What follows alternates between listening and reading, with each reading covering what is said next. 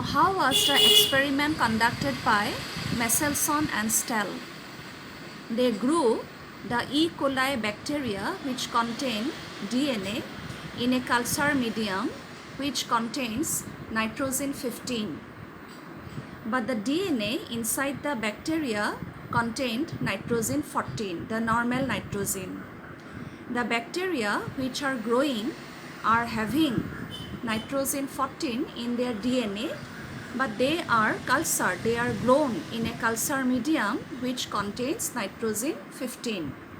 Now, gradually, nitrogen 15 from the culture medium is incorporated in the DNAs of the E. coli bacteria and other nitrogen containing compounds. Now, the DNAs inside the bacterial cells have become nitrogen 15 DNA because nitrogen 15 from the culture medium is incorporated in the DNAs.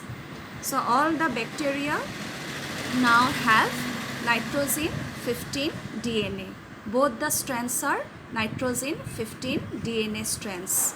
Now, these E. coli bacteria are transferred to another culture medium which contains nitrogen 14. Now they are in a culture medium that contains nitrogen 14.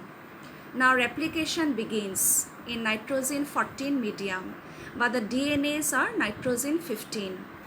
Replication begins and the E. coli divide, the cells divide at the interval of 20 minutes. After the first round of replication, that means after 20 minutes, after the first round of replication which is complete in nitrogen 14 medium, what happens from each DNA? Each DNA, that means nitrogen 15, each DNA which is composed of two strands, both the strands are nitrogen 15, nitrogen 15. After first round of replication, from each DNA molecule, from each DNA double helix, what happens? The two strands, the two parental strands separate. These are the two original or parental strands. Both are nitrogen 15, nitrogen 15. They separate just before replication by the breakage of hydrogen bonds. Now, on each parental strand, that means on nitrogen 15 strand, a new strand is formed which is nitrogen 14. On each parental or original strand which is nitrogen 15, a daughter strand is formed. A complementary daughter strand is synthesized which is nitrogen 14 because replication is occurring in nitrogen 14 medium.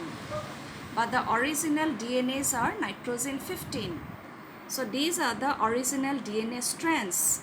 On each original or parental DNA, a new strand is formed which is nitrogen 14. On each nitrogen 15 strand, a new daughter strand is formed which is nitrogen 14. So these two DNAs are hybrid DNAs because one strand is nitrogen 15, the other is nitrogen 14. So after the first round of replication, the hybrid DNAs are formed. Hybrid DNAs have intermediate densities. After second round of replication also occurs in nitrogen 14 medium. From each DNA, what happens? From each hybrid DNA, the nitrogen 15 and nitrogen 14 strands separate.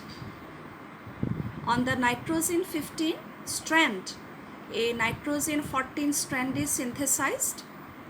On the nitrogen 14 strand, a nitrogen 14 strand is formed. The nitrogen 15 and nitrogen 14, they together form a hybrid DNA. These two strands separate for the first before replication.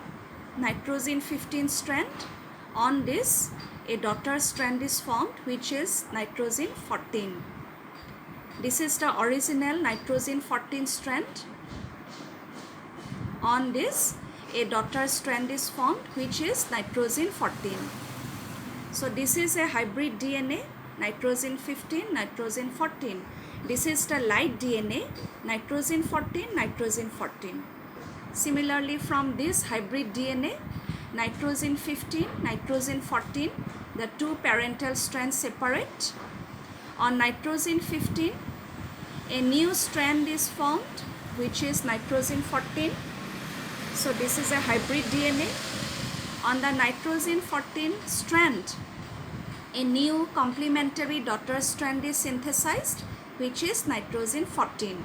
The original was also nitrogen 14. So this is a light DNA.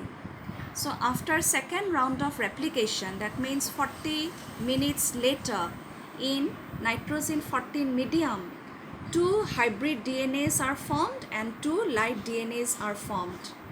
So the ratio between hybrid DNAs and light DNAs is 1:1. And this happens because replication occurs semi-conservatively. So this is the experiment of Matthew Meselson and Stell.